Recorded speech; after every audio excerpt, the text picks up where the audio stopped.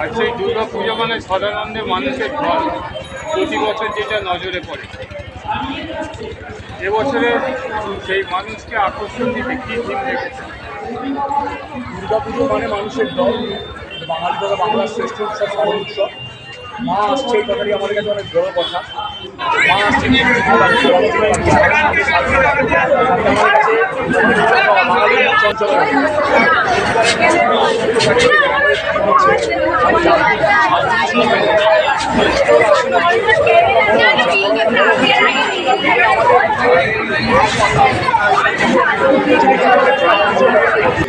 কিনে যাবে। সম্ভবত আরবি সংঘ আপনার থেকে আব্দুল কাদেরই চুপ করে দেয়। আমরা সেই সেই খেলাধুলোগুলো যেগুলো আজ হারিয়ে গেছে, হাডুডু, শিরোবিজো, অনেক খেলাধুলো নামিয়ে গেলে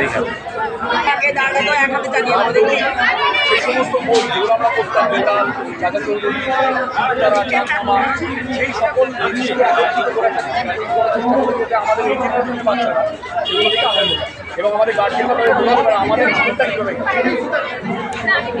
চিন্তা মাথায় চলে আসে। সকলের মধ্যে আলোচনা করতে করতে যেমন আজকে ভাবতে পারি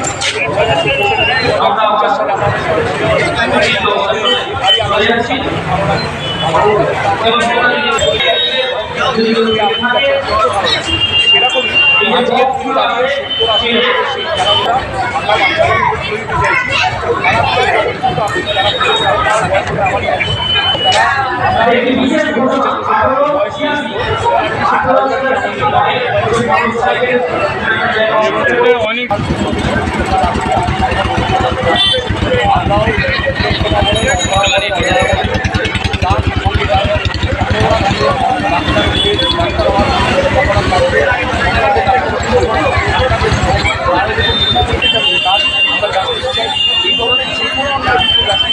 বাচ্চাদের তুলে দিতে চাইছি।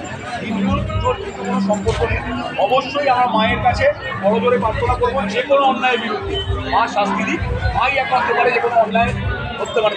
যেমন মহিষাসুরকে বধ করেছিলেন, রাবণ যেমন বধ হয়েছিল, আজকের এই পুজো রাবণ বধের পুজো। রামচন্দ্র স্বর্গে অকাল বোধন করেছিল, সেরকম যারা অন্যায় করছে তাদের নিশ্চয়ই শাস্তি। দর্শনার্থীদের জন্য একই বার্তা দেবো, আমরা সেই জেনারেশন যারা বিবেকানন্দের ভাষায় বলতে গেলে খেলাধুলা করলে মন ভালো থাকে, মন ভালো থাকলে সব ভালো থাকে। যেহেতু খেলাধুলার মধ্যে ফিরতে হবে, শুধুমাত্র মোবাইলে ফুটবল খেলতে হবে, মোবাইলে ক্রিকেট খেলতে হবে, ক্রিকেট ফুটবল মাঠে গিয়ে খেলতে হবে, তবে শক্ত করতে হবে। সেখানে বিদ্যে বুদ্ধিও মানে পড়াশোনার ক্ষেত্রে হবে, মন ভালো থাকে। আপনার পরিচয় ক্লাবে? আমি ক্লাবের সাধারণ সম্পাদক। থিমের থিম চার লেখা করেছে বিল টু ডাকা, ওর ভালো নামটা। কত বছরের? আমাদের 63তম দুর্গা।